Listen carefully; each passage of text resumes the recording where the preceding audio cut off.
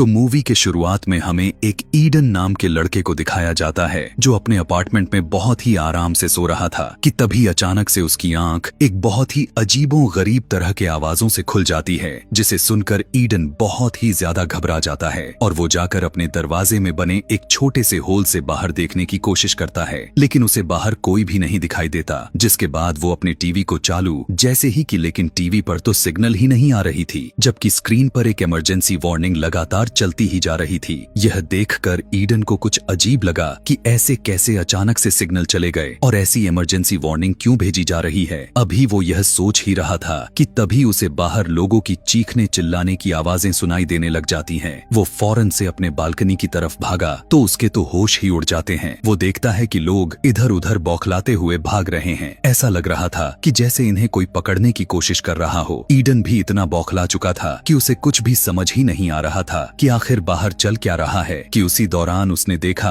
कि एक हेलीकॉप्टर उसके पास के ही बिल्डिंग से टकराकर क्रैश हो जाती है। उसके आंखों के सामने ऐसा होता हुआ देखकर उसकी तो हवा टाइट हो जाती है कि तभी उसकी नजर नीचे एक बच्ची पर गई जो भीड़ में शायद खो चुकी थी। ईडन उसे देखकर लोगों को उस बच्ची की हेल्प करने के लिए चिल्लाने लग गया, लेकिन अगले ही पल वो छोटी बच्ची अपने आसपास के लोगों पर अटैक करना शुरू कर देती है और लोगों को बहुत ही अजीब तरीके से काटने लग जाती है। यह देखने के बाद ईडन का आंख अब पूरी तरह से खुल जाता है। उसे यकीन हो चुका था कि यहाँ इस शहर के सभी लोग ज़ॉम्बी बनते जा रहे हैं। डर के मारे ईडन जल्दी से बालकनी से निकलकर अपने अपार्टमेंट में चला गया कि तभी उसने देखा कि उसी टाइम पर एक आदमी उसी के घर में घुस गया है, जो वो भी अपनी जान बचाने के फिराक में था। उसे देखकर ईडन बहुत ज्यादा डर जाता है क्योंकि ईडन को लग रहा था कि यह भी ज़ॉम्बी ही है। दरअसल ये ईडन का नेबर था और वह ईडन से कहने लगा कि डरो मत, मैं ज़ॉम्बी नहीं हूँ। इमोशंस में वो कहने लगा कि मेरे सभी दोस्त ज़ॉम्बी बन चुके हैं और उन्होंने मुझ पर अटैक कर दिया था, लेकिन मैं उनसे खुद को बचाते हुए तुम्हारे घर में घुस गया। इसके बाद ईडन का पड़ोसी बाथरूम का पूछता है। ईडन उसे बाथरूम का रास्ता बता देता है और जब वो जैसे ही बाथरूम की तरफ मुड़ा तब ईडन उसकी गर्दन पर ज़ॉम्बी के काटने का निशान देख लेता है, जिसे देखते ही ईडन समझ चुका था कि यह भी अब जल्द ही ज़ॉम्बी में कन्वर्ट हो जाएगा। इसीलिए ईडन अपनी सेफ्टी के लिए एक नाइफ को उठा लिया। कुछ देर के बाद जब ईडन का पड़ोसी बाथरूम से होकर आया तो उसने ईडन के हाथ में चाकू देखकर समझ गया ईडन मुझे ज़ॉम्बी समझकर मारने वाला है, ऐसा न हो। इसीलिए वो ईडन से कहने लगा कि देखो मैं ज़ॉम्बी नहीं हूँ। अभी उसका यह कहना ही था कि उसकी आंखें बदलकर रेड होने लग जाते हैं और यह देखकर ईडन समझ जाता है कि इस पर भी वायरस का असर होने लग चुका है। तब ईडन अपने पड़ोसी से कहा कि जल्दी से मेरे घर से बाहर निकलो, नहीं तो मैं तुम्हें जान से मार दूंगा। अब ना चाहते हुए भी उसका पड़ोसी उसके घर से निकल तो जाता है, लेकिन ईडन के दरवाजे के होल से देखने पर उसे पता चला कि वहाँ पर मौजूद ज़ॉम्बी ईडन के पड़ोसी पर टूट पड़ते हैं। यह देखने के बाद तो ईडन के शरीर में बेचैनी बढ़ने लग चुकी थी और वो जल्दी से दरवाजे को लॉक्ड कर देता है। थोड़ी ही देर के बाद जब शांत का माहौल हुआ तो वो बैठकर न्यूज देखने लग गया, जहाँ पर इस इन्फेक्शन के बारे में बताया जा रहा था। रिपोर्टर बताती है कि यह खतरनाक सा वायरस अब पूरे शहर में फैल चुका है, इसीलिए जो कोई भी इस वायरस से इन्फेक्टेड अभी तक नहीं है वो किसी भी सूरत में अपने बिल्डिंग घरों से बाहर बिल्कुल भी ना निकले और अपने घर की सभी खिड़कियां और दरवाजे लॉक्ड करके रखें। काफी बेचैनी के साथ ईडन अपने घर कॉल करने की कोशिश की, लेकिन सारी लाइन पूरी तरह से बिजी बता रही थी। जब वो अपने मैसेज चेक किया तो उसे अपने पेरेंट्स के कुछ मैसेज मिले। ईडन के पेरेंट्स मैसेज में लिखा हुआ था कि पूरे शहर में फैल चुके हैं, जिस वजह से हमें तुम्हारे पास आने में टाइम लग सकता है, इसीलिए तुम घर से बाहर बिल्कुल भी मत निकलना। अपने पेरेंट्स के बातों का केयर करते करते उसे इस अपार्टमेंट में शाम हो जाती है। ईडन अपने बालकनी में बैठे हुए बाहर का नजारा देख रहा था। बाहर पूरा का पूरा शहर वीरान हो चुका था। यहाँ हर जगह आग ही आग और धुएं दिखाई दे रहे थे। यह सब देखकर ईडन पूरी तरह से टूट जाता है और वो सोचने लगा कि इस तरह के हालात में आखिर वो कैसे अकेले जिंदा रहेगा। अब इस तरह के हालातों का सामना करने के लिए वह अपने अपार्टमेंट के पूरे रूम में छोटे छोटे नोट्स लगा देता है ताकि इन नोट्स को देखकर उसे हिम्मत मिलती रहे, और वो मिरर पर Day 1 लिख देता है। ईडन को पूरा यकीन था कि यह ज़ॉम्बी वायरस कई महीनों तक भी चल सकता है, इसीलिए इन मुश्किल हालात में वो अपने घर में ही एक सेफ जगह बना लेता है ताकि वो हर आने वाले खतरों के लिए तैयार और सामना करने में पीछे न हटे। ऐसे ही दिन गुजरते चले जाते हैं जो सीधा 1 वीक बीत चुका था। रात में वो अपने लैपटॉप पर अपनी एक वीडियो रिकॉर्ड की जिसमें वह बताता है कि उसके अपार्टमेंट में अकेले कैसे दिन गुजर रहे हैं। साथ ही वो अपने पेरेंट्स को भी कॉल करने की कोशिश की, लेकिन लेकिन सिग्नल अभी भी नहीं आ रहे थे। वक्त के साथ साथ अब ईडन को अकेलापन महसूस होने लग चुका था और एक दिन जब उसे पता चलता है कि उसके किसी भी नल में पानी नहीं आ रहा तो वो यह देखकर बहुत ही ज्यादा परेशान हो गया था। ऊपर से ईडन के पास का खाना भी ज्यादा मात्रा में खत्म हो चुकी थी, इसीलिए वो अब थोड़ा थोड़ा खाना खाकर गुजारा करने लगा था।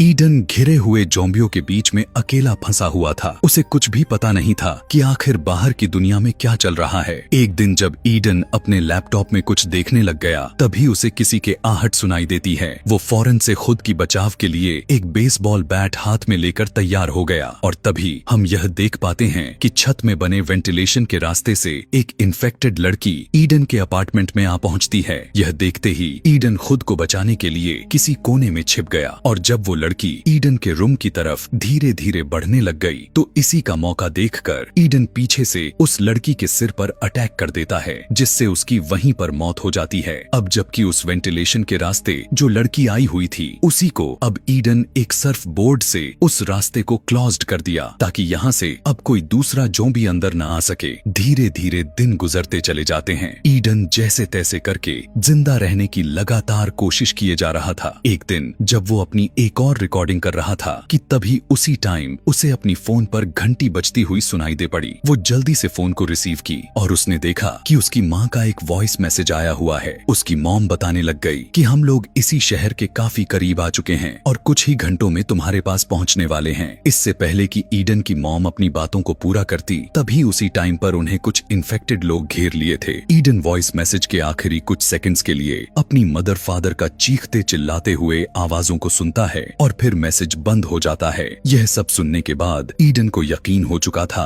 कि उसके पेरेंट्स अब इस दुनिया में नहीं रहे। वो काफी ज्यादा ही रोने लग चुका था क्योंकि अब उसके पास बचे हुए लाइफ को इस दुनिया में जीने की कोई वजह नहीं बची थी। अब वो यहाँ से उसी बेसबॉल बैट को उठाया और यहाँ से भागने का प्लान बनाया। घर से बाहर निकलते ही उसे काफी सारे इन्फेक्टेड लोग दिखाई दे पड़े। तभी उसकी नजर अपने पड़ोसी पर जाती है जो अभी तक जिंदा तो था लेकिन वो काफी बुरी तरह से घायल था, जिस वजह से वो ईडन पर अटैक भी नहीं कर सकता था। इसके बाद ईडन बिल्डिंग से बाहर निकलने का रास्ता ढूंढने में लग जाता है लेकिन उसे कहीं से भी रास्ता ऐसा नहीं मिल रहा था जहां से वो बाहर निकल सके, क्योंकि हर एक जगह पर ज़ॉम्बिस खड़े हुए नजर आ रहे थे, जिसे देखकर ईडन समझ जाता है कि वो इतने सारे इन्फेक्टेड लोगों के बीच से यहाँ से नहीं निकल सकता। और अब जैसे ही वह अपने अपार्टमेंट की तरफ आगे बढ़ा तभी इन्फेक्टेड लोग ईडन पर हमला कर देते हैं, लेकिन ईडन जैसे तैसे करके खुद को बचाते हुए अपने अपार्टमेंट में घुस जाता है और फ्रिज को दरवाजे के सामने लाकर उन्हें बाहर ही रोक कर रखता है ताकि कोई भी इन्फेक्टेड अंदर ना आ सके। अब ना चाहते हुए ईडन को फिर से अपने ही घर में बिताना पड़ता है। कई हफ्तों से एक ही घर में अकेले पड़े पड़े रहने की वजह से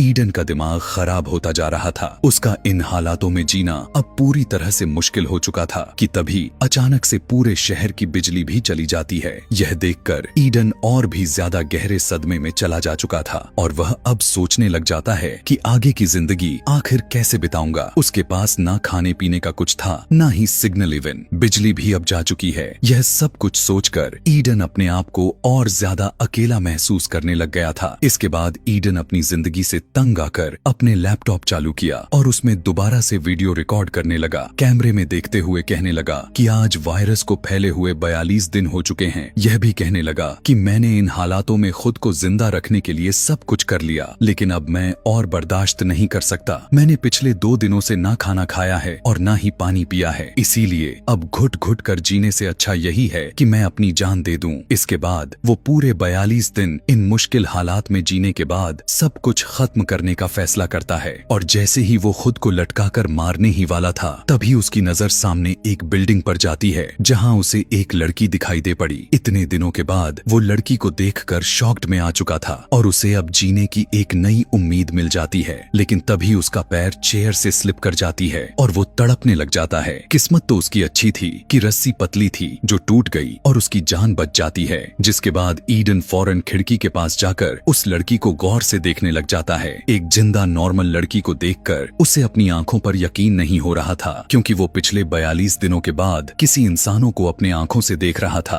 तभी वो लड़की भी ईडन को देख लेती है, लेकिन वो लड़की जल्दी से विंडो से पर्दा बंद कर लेती है क्योंकि वो उसे ज़ॉम्बी समझ रही थी।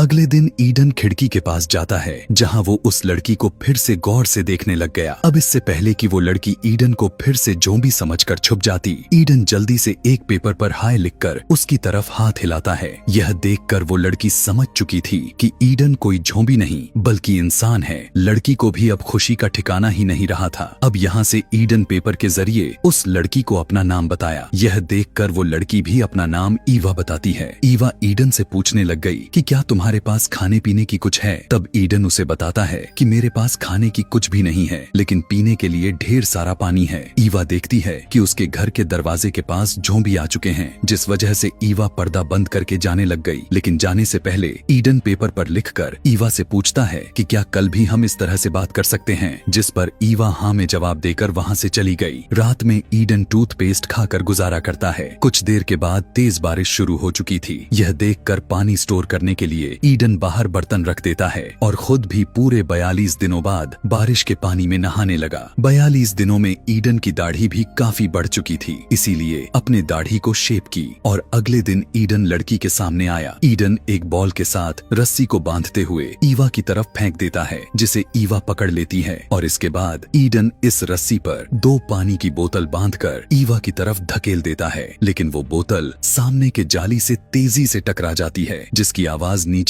एक ज़ॉम्बी सुन ली थी और वो ज़ॉम्बी सीधा ईवा की अपार्टमेंट की तरफ चढ़ना शुरू कर दिया। तब ईडन ज़ॉम्बी को देख लिया था। उस ज़ॉम्बी का ध्यान भटकाने के लिए एक बोतल उठाकर इस ज़ॉम्बी के सर पर मारता है, जिससे अब वो ज़ॉम्बी ईडन को भी देख चुका था और अब वो ईडन पर काफी गुस्सा हो जाता है। इसके बाद अब वो ज़ॉम्बी ईवा को छोड़कर ईडन को मारने के लिए उसके अपार्टमेंट पर चढ़ना शुरू कर देता है। तब ईडन जल्दी से बेसबॉल का बैट उठाकर लाया और जैसे वो ज़ॉम्बी ईडन के रूम के अंदर घुसने ही वाला था, तब ईडन उसे बेसबॉल बैट से मार मार कर उसकी जाने ही ले लेता है। जैसे ही रात हुआ तो ईडन का भूख अंतिम चरण तक पहुंच चुकी थी। उसका भूख से बुरा हाल हो चुका था। उसके पेट में दर्द होने शुरू हो चुके थे, इसीलिए अब उसे किसी भी हाल में कुछ खाने के लिए ढूंढना होगा। जिसके बाद अब वो पड़ोसी के घर में जाकर खाने पीने का सामान ढूंढने का प्लान बनाता है और जैसे ही वो अपने कमरे से बाहर निकला तो उसे सामने अपने पड़ोसी की लाश पड़ी हुई दिखाई दी। जिसके बाद ईडन अपने पड़ोसी की पॉकेट चेक करने पर उसे उसके जेब से उसके घर की चाबी मिल जाती है। लेकिन उसी टाइम पर अब उसे काफी सारे ज़ॉम्बिस के आने की आवाज सुनाई दे पड़ी। अब यहाँ पर ईडन काफी बुरी तरह से फंस चुका था। वो उन ज़ॉम्बिस से बचकर भाग भी नहीं सकता था। लेकिन यहाँ ईडन समझदारी से काम लेते हुए अपने पड़ोसी के लाश के साथ लेट जाता है और एक लाश होने का नाटक करता है। उसकी ऐसी चालाकी काम कर चुकी थी और सभी ज़ॉम्बिस वहाँ से निकल गए। जिसके बाद ईडन धीरे धीरे अपने पड़ोसी के घर में घुस गया। घर के अंदर घुसते ही वह देखता है कि सामने बेड पर एक लड़की जख्मी हालत में है, लेकिन ईडन उसके करीब जाने से डर रहा था। इसलिए ईडन उसके ऊपर हेलमेट मारकर चेक किया कि यह लड़की जिंदा है भी या फिर मर चुकी है। लेकिन लड़की को हेलमेट लगने के बाद भी नहीं हिल रही थी, जिसे देखकर ईडन समझ जाता है कि यह लड़की मर चुकी है। उसे इग्नोर करते हुए ईडन सीधा किचन की तरफ बढ़ा, जहां उसे थोड़ा बहुत खाना मिल जाते हैं। और जब ईडन घर की पूरी इन्वेस्टिगेशन करने लग गया तब उसे काफी सारे सामान मिल जाते हैं, जिसे ईडन उसे एक बोरी में भर लिया। और जैसे वो वहाँ से निकलने वाला था तभी एक इन्फेक्टेड ज़ॉम्बी उस पर हमला कर देता है। इससे पहले कि ईडन को काट कर इन्फेक्टेड कर देता,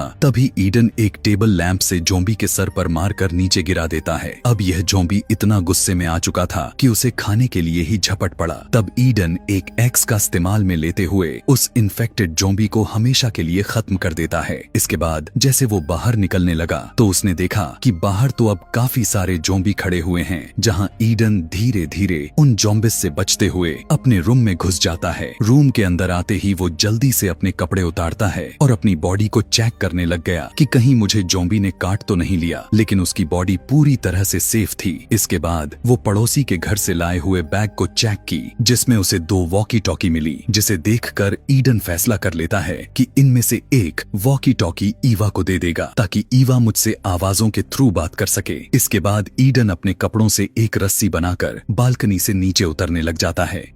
जैसे ही ईडन नीचे पहुंचा तो उसके आसपास एक ज़ॉम्बी आ पहुंचा, लेकिन पता चला कि वहां पर तो काफी सारे ज़ॉम्बिस खड़े हुए हैं। तब ईडन ईवा के बालकनी में अपना एक वॉकी टॉकी को फेंक देता है, जिसकी आवाज इन्फेक्टेड लोग सुन लेते हैं और वो सभी अब ईडन का पीछा करना शुरू कर दिए थे। ईडन जल्दी से एक बालकनी पर चढ़कर छुप गया था। रात में अंधेरा होने की वजह से वो ज़ॉम्बी ईडन को देख नहीं पाते और वहां से जाने लग गए। उनके जाते ही ईडन अपने अपार्टमेंट में आ जाता है। अगले दिन ईवा वॉकी टॉकी पर ईडन से बात करना शुरू कर देती है। ईडन अपने वाले वॉकी टॉकी पर ईवा की आवाज सुनकर काफी खुश हो जाता है। इसके बाद ईडन ईवा से कहने लगा कि मैंने पिछले 3 दिनों से कुछ भी नहीं खाया, भूख इतना तेज है कि मैं रोक भी नहीं पा रहा। तब ईवा भी कहने लगी कि मैं भी पिछले 2 दिनों से भूखी ही हूँ। इसके बाद ये दोनों ढेर सारी बातें करते हैं। इनकी बातें इतनी लंबी थी कि रात हो गई, जिसके बाद ईवा कहती है कि रात हो चुकी है, अब मैं सोने के लिए जा रही हूँ। इतना कहकर ईडन से कांटेक्ट कट कर लेती है। अब यहाँ जब ईडन से भूख बर्दाश्त नहीं होता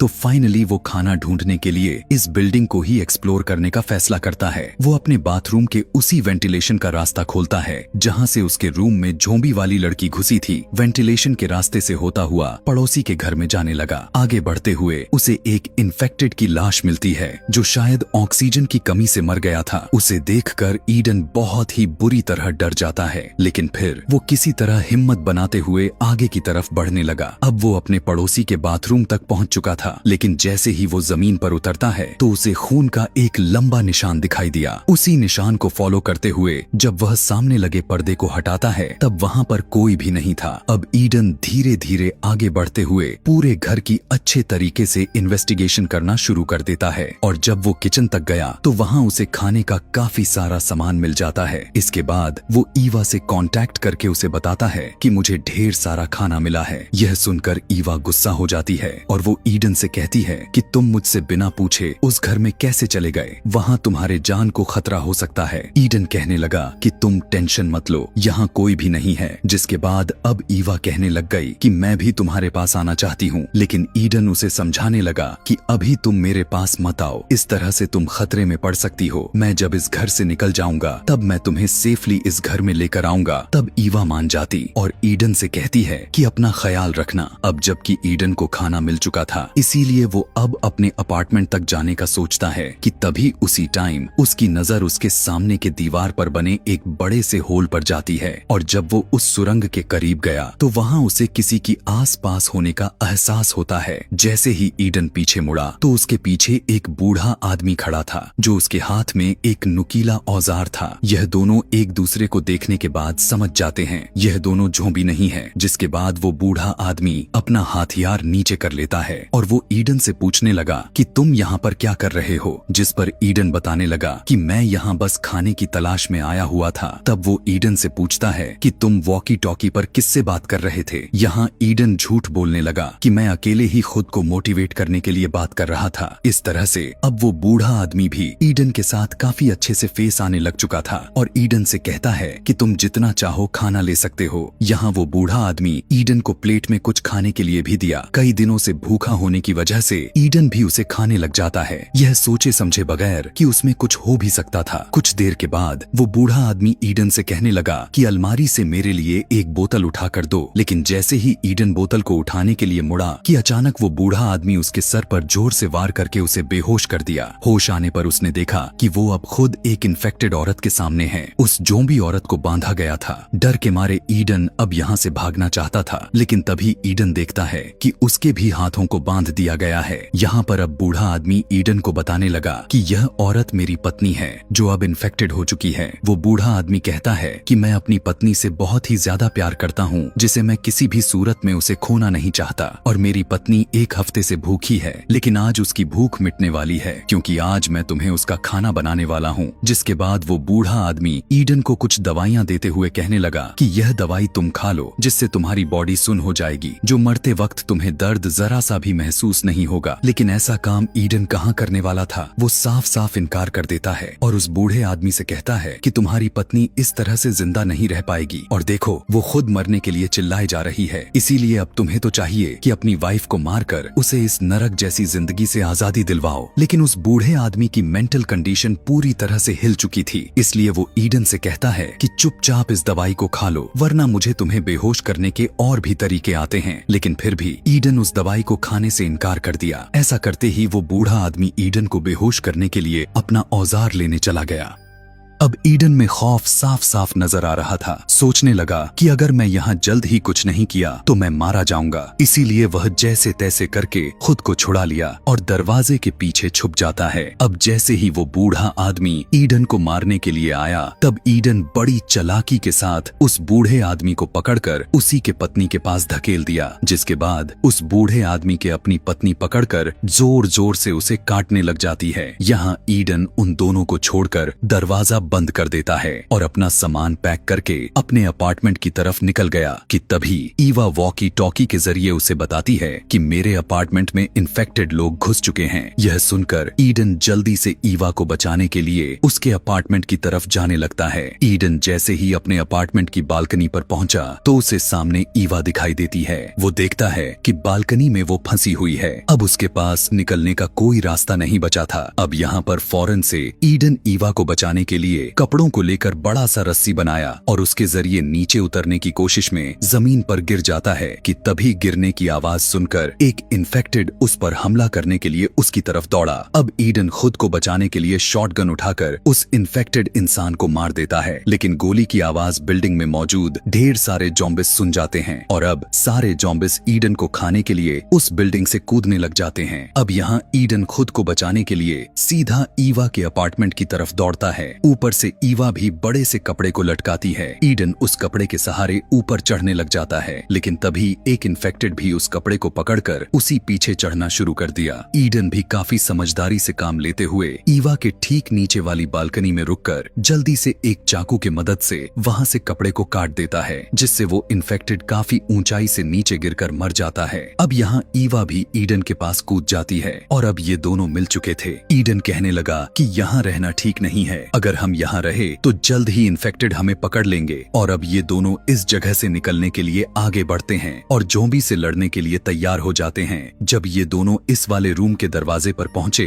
तो ये दोनों काफी चालाकी से दरवाजा खोलकर उसी दरवाजे के पीछे छुप जाते हैं। दरवाजे खुलते ही कुछ इन्फेक्टेड लोग गुस्से में उस रूम के अंदर आ गए। इसी मौके का फायदा उठाकर वहां से निकल जाते हैं। यहाँ ईडन इस डोर का लॉक भी तोड़ दिया था ताकि जॉम्बिस जो इन दोनों के मारने के लिए रूम में घुसे थे वे दोबारा उन्हें मारने के लिए बाहर न आ सके। अब ये लोग यहाँ से तो बचकर निकल जाते हैं, लेकिन ऊपर चढ़ते टाइम अचानक से एक ज़ॉम्बी ईडन पर अटैक कर दिया। यहाँ इन दोनों के बीच काफी देर तक फाइट होती है। लड़ते लड़ते दोनों सीढ़ियों से नीचे गिर जाते हैं। तभी ईवा मौका देखकर उस इन्फेक्टेड को मार देती है। ऐसा कर लेने के बाद दोनों फिर से अपने रूम की तरफ बढ़ने लग गए और रास्ते में कई ज़ॉम्बिस को मारते हुए आगे बढ़ने लग जाते हैं। अब ईडन अपने अपार्टमेंट के काफी करीब आ चुका था और जैसे ही ये दोनों अपने रूम में घुसने वाले थे कि तभी पीछे से एक बहुत ही ताकतवर इन्फेक्टेड ज़ॉम्बी आ जाता है। यहाँ ईडन अपनी जान की परवाह किए बिना ईवा को रूम के अंदर करके खुद उस ताकतवर इन्फेक्टेड से लड़ने लग जाता है। कुछ देर के बाद ईडन घबराते हुए जल्दी से रूम के अंदर आकर डोर को लॉक्ड करके फ्रिज को उसके सामने कर देता है ताकि इन्फेक्टेड दरवाजा न तोड़ सके।